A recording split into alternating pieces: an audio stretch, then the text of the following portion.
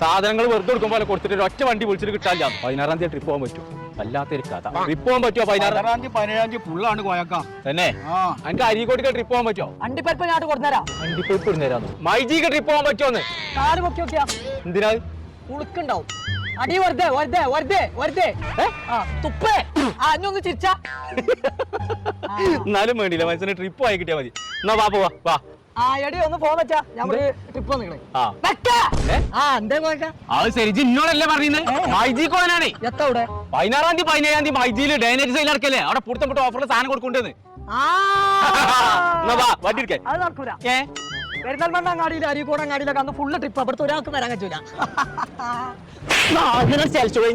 ഞാൻ വേറെ വണ്ടി നോക്കൂലേ? എന്റെ ഒരു ഹെഡ്സെറ്റിന്റെ ചെവിയിലുണ്ട്. ഞാൻ എവിടെ നോക്കിയാ? ഇവിടെ നിന്ന് കാണാനല്ലോ. കാണില്ലേ? ഹലോ ഹലോ ഒന്ന് അവിടെ നിങ്ങളെ കയ്യിൽ എന്റെ ഹെഡ്സെറ്റ് ഉണ്ടോ? എന്റെ ചെവിയിൽ കാണില്ല. ആകെ പള്ളിക്ക് ഇറങ്ങിയിട്ടുണ്ടാവും.